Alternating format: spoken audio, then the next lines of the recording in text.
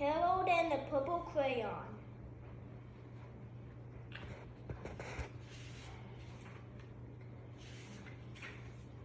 One evening, after thinking it over for some time, Harold decided to go for a walk in the moonlight. There wasn't any moon, and Harold needed a moon to walk in the moonlight, and he needed something to walk on.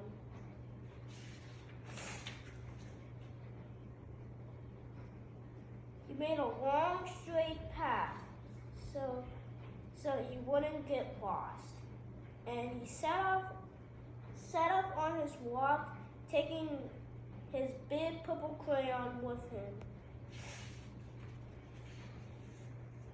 But he didn't seem to be getting anywhere on the long straight path. So he left the path for a shortcut, a field, and the moon went with him.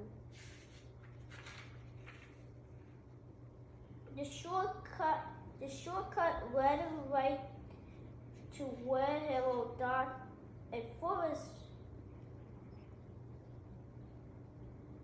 out to be. He didn't want to get lost in the woods, so he made a very small forest, just one tree in it. It turned to be an apple tree. Apples will be very tasty, Harold thought when they got red. So he put a frightening dragon under the tree to guard the apples. It was a terribly frightening dragon. Even frightened Harold. He backed away, holding his crayon shook. His hand holding the purple crayon shook. He suddenly realized what was happening. But by then, Harold was over his head in an ocean. He came up thinking fast, and in no time he was climbing up aboard a trim little boat. He quickly set sail, and the moon sailed along with him. After he sailed long enough, Harold made land without much trouble. He stepped ashore on the beach, wondering where he was.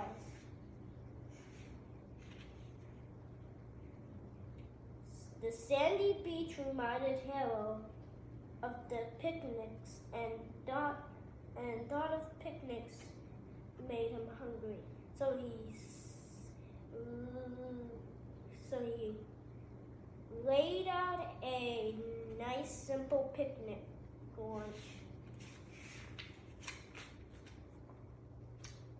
There was nothing but pie, but there were all kinds of pie that Harold liked the best.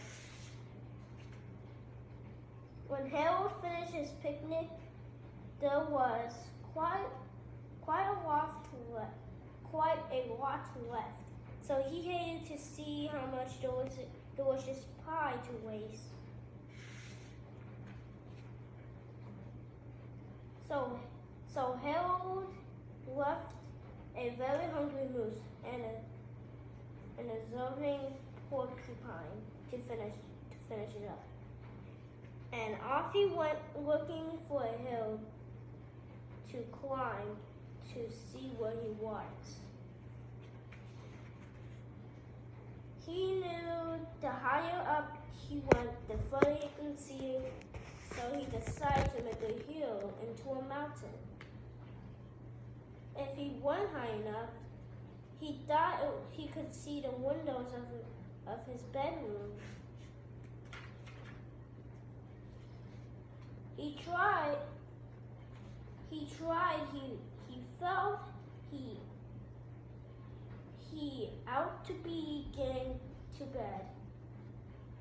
He hopped. He could see his bedroom window from the top of the mountain.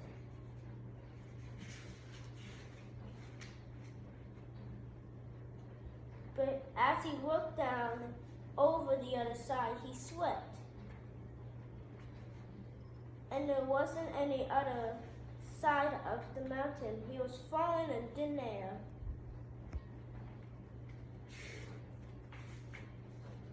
But quickly, he kept and light and woods and his purple crayon. He made a balloon and he grabbed onto it.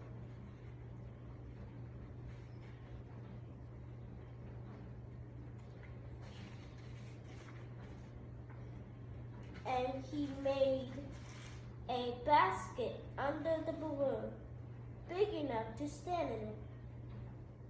He had a fine view of the balloon, but he couldn't see his window. He couldn't even see a house.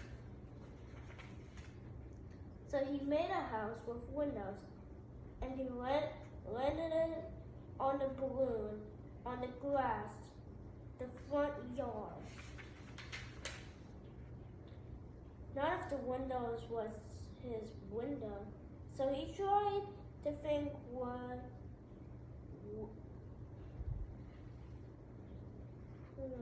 out to be. So he made some more windows. He made a big building full of windows.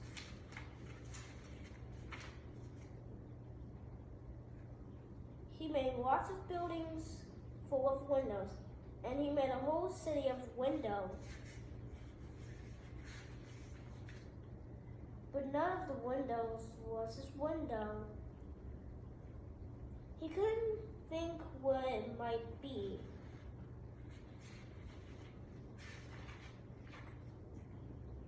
So he decided to ask a policeman. The policeman pointed the way Harold was going anyway, but Harold thanked him. He remembered where his bedroom window was. There was a moon, and always right around the moon.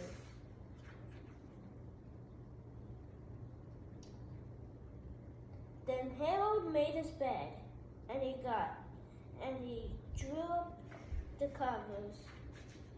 The purple crayon dropped on the floor, and Harold dropped off to sleep.